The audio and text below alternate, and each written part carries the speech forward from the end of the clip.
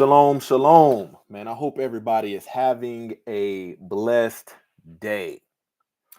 Man, from time to time, I get, people that tune in and comment on my channel and their dispute or their disagreement with the biblical stance that I often talk about is they say, well, that doesn't apply to me.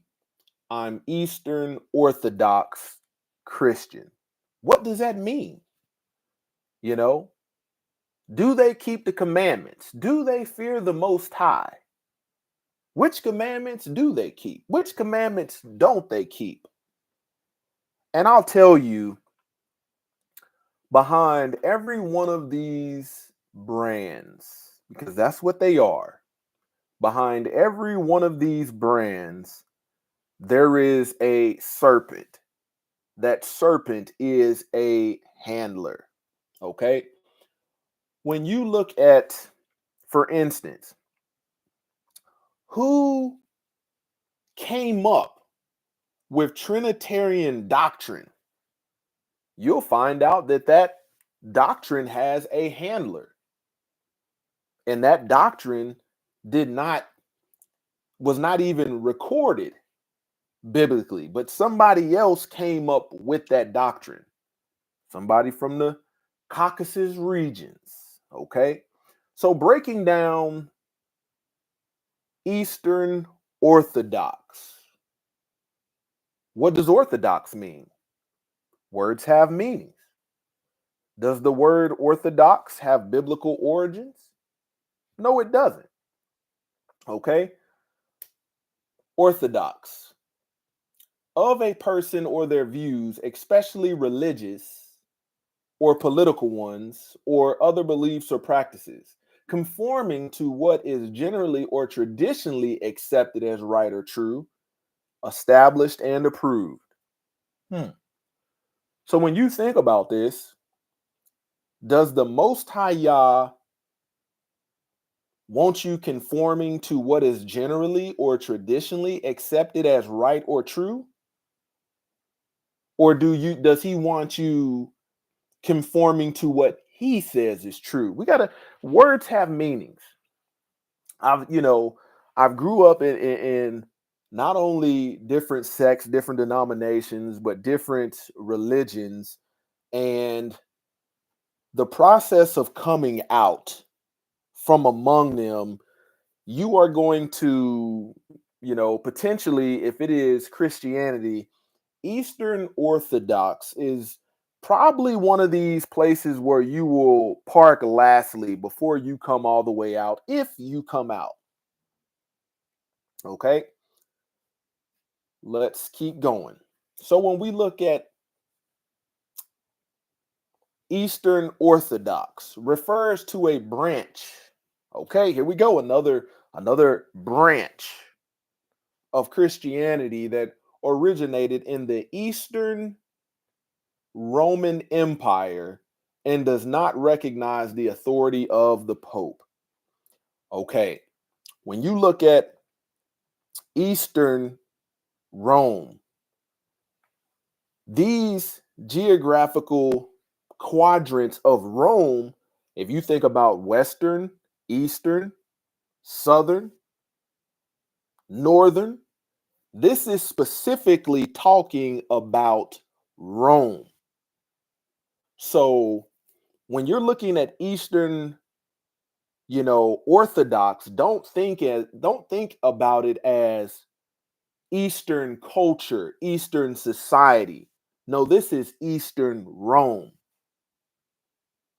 When you look at Roman culture versus Eastern culture, they're different. They're completely different. Okay? Eastern Orthodox is a term used to describe Christian churches that originated in Eastern Roman Empire and do not recognize the authority of the Pope. Okay? Characterized by adherence to the dogmatic definitions of the seven ecumenical councils, a strong sense of being continuation of the Christian church rather than a sect or a denomination. So that's why I said a lot of people, if you are you grew up in the church, there's a high probability that you might have started off in a denomination or a sect, and as you was like, there's something seeming right. A lot of people wind themselves up in a non-denominational Eastern Orthodox church. Okay, a focus on communion with God to attain true freedom. Hmm. So even when you look at communion, where does that come from? Where did they get that practice from? Okay, an emphasis on reconciling three divine persons in one God, heavily rooted in Trinitarian doctrine. Okay, strong traditions of monasticism dating back to the 3rd and 4th centuries. The focus on principles of belief, worship of God, serving one's neighbor, and enforcing a system of order. All right.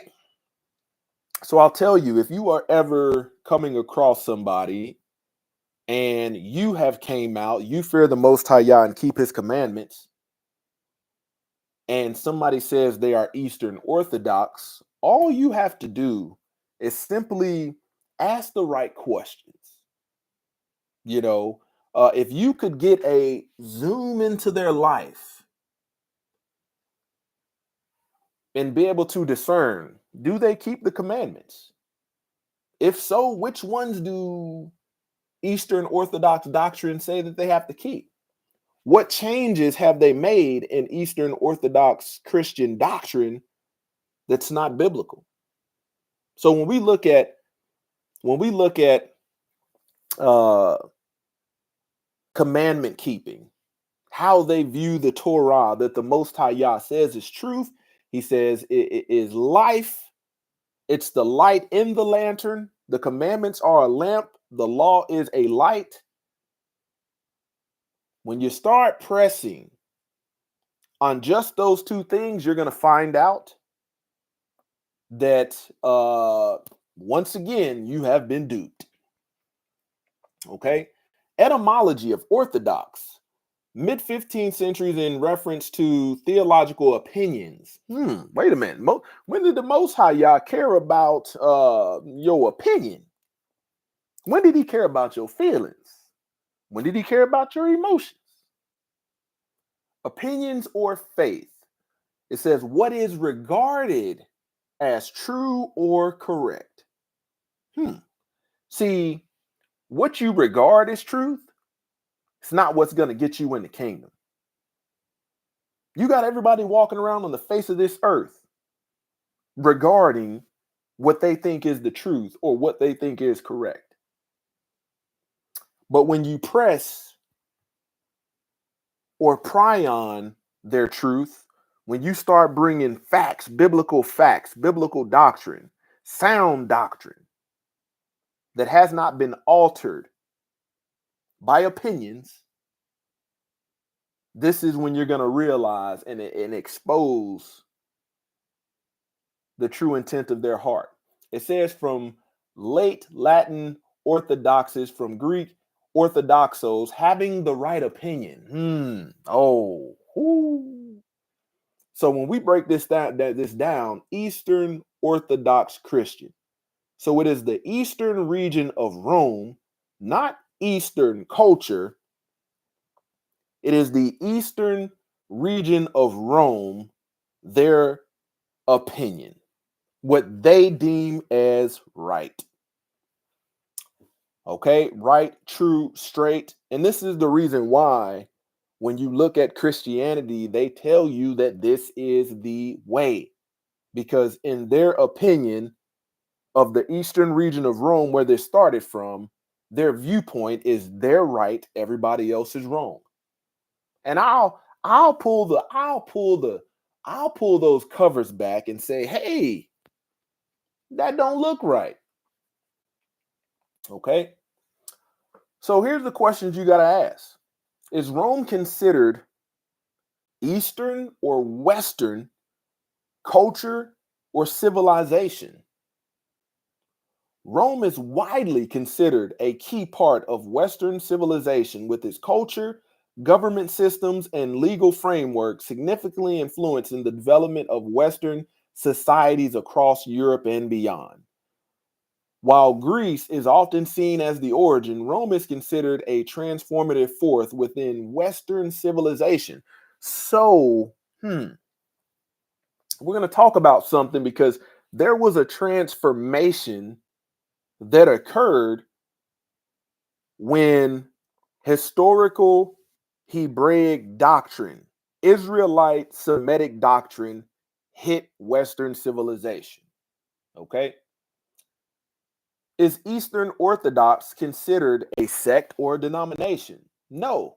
Eastern Orthodox is generally not considered a sect. It's considered one of the major branches of Christianity, often referred to as the church rather than a sect. Okay?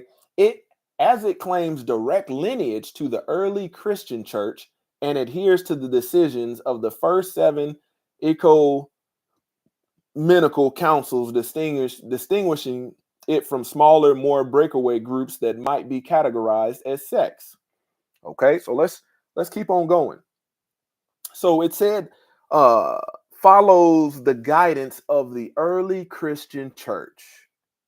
The first Christian church is believed to have been established in Jerusalem shortly after the ascension of Christ, around 33 AD. The first Christians gathered in small homes called house churches, and the entire Christian community in a city was also referred to as the church. Okay? The word ecclesia, which is Greek for assembly, gathering, or congregation, is translated as church in most English translations of the New Testament. Okay? Prior to, and I'm going to give you the actual etymology of church. We're going to go into the concordance and get more of what it actually says, more so than these things that support a certain type of supersessionism or theology. So when we look at the word church, when you look at the New Testament, people don't understand how that divider between the New Testament and the Old Testament got there. And you can look no further than the Romans themselves for dividing the book into two separate, New Testament, Old Testament. Because if they wouldn't have put that divider there, they would have had no origin or no place to create their replacement theology. Matthew 16:18 says, "And I say unto thee, thou art Peter, and upon this rock I will build my church, and the gates of hell shall not prevail against it." So when we look at church, okay, that is G1577 ecclesia, from a compound of G1537 and a derivative of G2564. Okay, so it is a gathering of citizens called out from their homes into some public place, an assembly. An assembly of people convened at the public place of the council for the purpose of deliberating. The assembly of the Israelites. So now we're talking about the called out assembly. The assembly. So when you look at, okay, how much history is in the Old Testament, how many years? You're talking thousands of years. People don't even understand that when you're looking at the New Testament, you're looking at Matthew, Mark, Luke, and John, and you're looking at the epistles, or what is known as the letters. Some people don't even realize that they're reading letters written by Paul. Paul didn't write law. I'll say that again. People don't realize when they're looking at things like Corinth, they're saying, well, here it is, here it is, here it is, where this is the law. This is talking about sin. But sin is the transgression of the law. And the law is outlined in Torah, first 5 books of the Bible. What they tell you is done away oftentimes if you are a part of Eastern Orthodox Christianity. So when we look at this, the church in itself has nothing to do with a building, because the book tells you that he does not dwell in temples made by the hands of man. All throughout the Old Testament, it's synagogues and temple. And right when you get to that divider, you get to Matthew, now you're going to start seeing the word church, church, church, church, church. What that does is it takes the light, by them translating that in Greek and then into English, ecclesia or church. What it does is now gives them a place to start their replacement theology. This is where they try to do away with biblical Israel, the Israelites. So you have to ask yourself, when you're reading about the commandments, was the commandments given to the Israelites, the called out assembly, or was it given to the church? Okay, did the Messiah, Yahushua HaMashiach, who they call Jesus Christ, what was his purpose? Who was he created for? Did he come to bring peace, or did he come to bring a sword? Did he return for Eastern Orthodox Christians, or did he turn for the lost sheep of the house of Israel? Very important questions you got to ask yourself. Replacement theology, also known as supersessionism, is a Christian doctrine that states the Christian church has replaced the Yahudim's people as God's chosen people. Supersessionists believe that the new covenant through Yahushua HaMashiach, or they say Jesus Christ, has replaced the Mosaic covenant. Okay, so let's look at one particular thing, because what these people will try to do is put the laws of Moses against the teachings of the Messiah.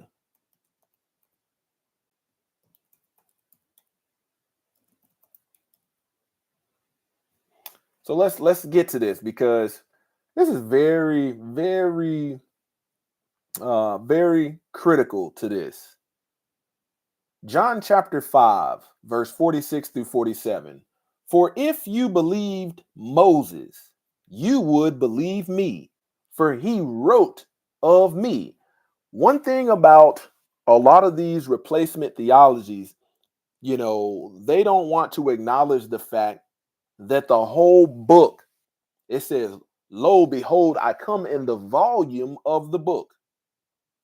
So when you was reading about Moses and the things that he was putting forth before Israel, this is what we're talking about. For if you believed Moses, you would believe me, for he wrote of me. But if you do not believe his writings, how will you believe my words? So if you are sitting up in your mind thinking, okay, Moses was in the Old Testament, that is done away with, you're not even going to fathom the things that Hamashiach was talking about, because he was referencing the law that was given to Moses for the people, for the Israelites. Moses didn't come up with this on his own, but oftentimes in these different types of brands and replacement theology, they will turn Moses against the Messiah, like it's one or the other. Let's keep going. Okay, so when we start pressing on these commandments, okay, when we look at these davreams, or words that was given to Moses, these commandments, there's one in there, Exodus chapter 20. We're gonna hone in on that one. Exodus chapter 20, verses 8 through 11. And if we were to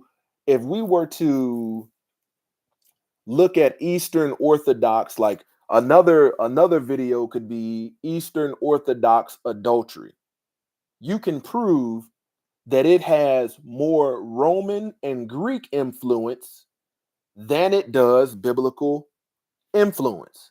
If you look at in the Torah, homosexuality in Eastern Orthodox Christianity, you will realize that it has more of a Roman and Greek influence than it does a biblical influence. Okay.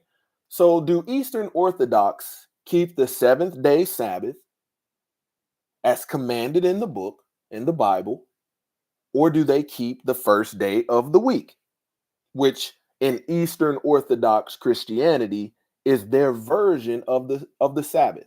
And the reason I'm going to say version, because I'll explain it in a later point. Eastern Orthodox Christians observe the first day of the week as the Sabbath or the Lord's Day. Okay, so in order to understand that, you must even go back and look at how did these people in the eastern region of Rome come up with this Lord's Day, but yet it is not a commandment. Okay. Okay. This says the New Testament celebrates a divider put there by the Romans. The New Testament celebrates the resurrection of Christ on the first day of the week, which is why Orthodox Christians observe Sunday as the Sabbath. The Most High Yah himself rested on the seventh day Sabbath. The Messiah himself kept, it says, as was his custom, in referencing to the Messiah, kept the seventh day Sabbath. We see that multiple times in the book of Acts. We see it through the New Testament. Okay. All right, let's keep going. Exodus chapter 20, verses 8 through 10. Remember the Sabbath day to keep it holy. 6 days thou shalt labor and do all thy work. But the seventh day is the Sabbath to the Lord thy Yah. In it thou shalt not do any work, thou nor thy son, nor thy daughter, nor thy manservant, nor thy maidservant, nor thy cattle, nor thy stranger that is within thy gates. Okay.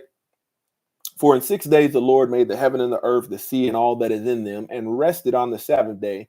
Wherefore the Lord blessed the Sabbath day and hallowed it.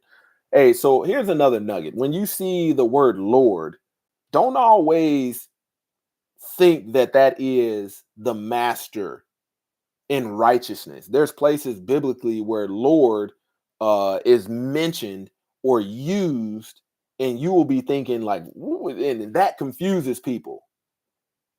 Lord is just another way of saying master. And you must look every time you see it, you must look at the specific etymology of of the word Lord in the verse contextually where you're reading it to be able to have understanding. Okay. So if you look up Saturday, the definition of Saturday, it says the day of the week before Sunday, following Friday, known as the seventh day. Okay. The meaning of Saturday is the seventh day of the week. Let's keep going. Why is Saturday named after a Roman god? Saturn was the Roman god of agriculture. It is not as though there wasn't a Norse god of agriculture to the name that last day of the week after. So why they use the Roman god? This is a historical and cultural holdover from Roman Britain. So when you look at this, when you start looking at the first day in the Hebrew is Yom Rishon. Okay. When you look at and break down the etymology of Sabbath, and you start looking at the days of the week, when the scrolls hit the Roman culture, the Roman Empire, the Roman society, they started to change everything. So when you look at Sunday, there's a deity behind that. This is when you think about sun worship, not son worship of the the child of the Most High. No, when you start looking and diving into that, you start to see that they're talking about the sun. Okay, Saturday, and we're using the Merriam-Webster, the seventh day of the week. Okay, let's keep going. Let's keep going. Okay, Sunday, the first day of the week. The Merriam-Webster said it is the Christian analog of the Yahudah Sabbath. So when we look biblically, you're looking at the Yahudim, you're looking at Yashriel, tribal. It says the first day of the week, the Christian analog. What's analog mean? What the heck is analog? Well, let's see. Analog, something that is similar or comparable to something else, either in general or in some specific detail. So that's very important when we look at this.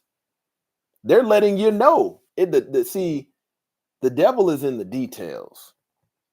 They're letting you know, even with just definition, that it ain't the same. It's not the same as what you read in the book. All right. So let's see what we got. Let's see.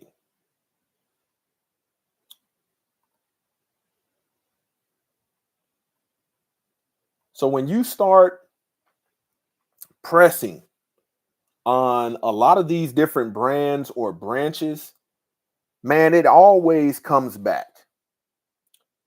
Do they fear the Most High Yah and keep his commandments?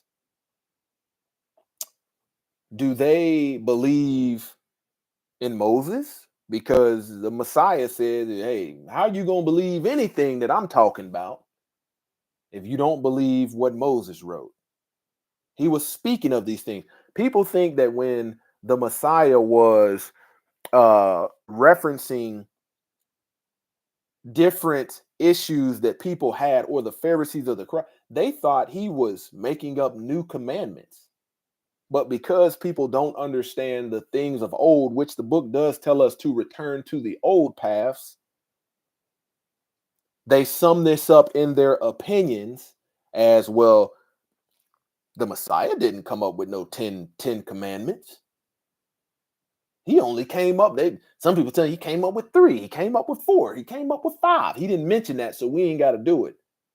But he wasn't speaking of these things to set forth a new order. He was using a lot of these moments with the scribes and Pharisees to show you how hypocritical they were, to show you that they lacked understanding. And he was referencing things of Torah. Remember, he said he did not come to destroy the law or the prophets, but to fulfill. But he came to fulfill. So when you look at fulfill does not mean destroy, do away with. It means execute, to carry out, to demonstrate. It's very important. So when you start cracking down these different branches that people come from, I've dealt with them a lot. They come forth and say, man, I'm Eastern Orthodox, this and that. A lot of times they don't even know what it is they're saying.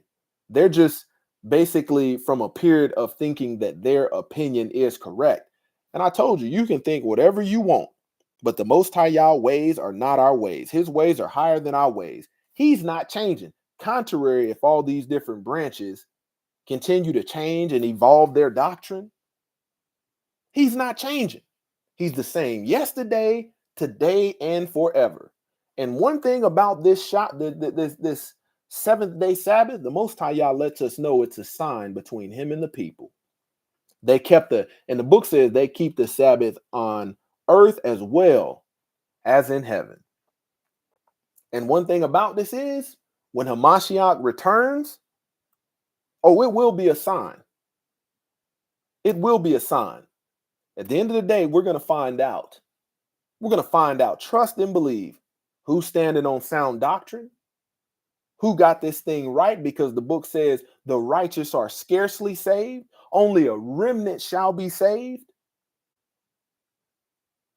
We're going to find out who got it right. We're going to find out who got close. And we're going to find out who was the furthest thing away from truth. And let me tell you one thing. If you sit up and trust in the opinions of Eastern Orthodox Christians, hey, be my guest. Stand on that if you want. Stand on that if you want. But if their opinions are wrong, man, you're going to have them end time judgments to pay. One of them is people standing outside knocking on the gates because they got close. Knocking on the gates don't mean you got in. Another end time judgment is that lake of fire. You sitting up in this lifetime worried about STDs, but you ain't never felt no doggone gasoline draws. So some people, hey, they're going to have hell to pay. Enter you at the straight gate. Straight is the way. Straight is the way. And when it comes to a lot of these different brands, it comes to a lot of these different denominations, these different flavors. These are wide gates that will swallow a lot of people. Will swallow a lot of people. And this is why you had TD Jake said, have you ever been swallowed? Because these brands will swallow you. Don't say anybody didn't warn you. This is the truth about Eastern Orthodox Christians. Close to the Yah Ministries, kicking it gun barrel straight.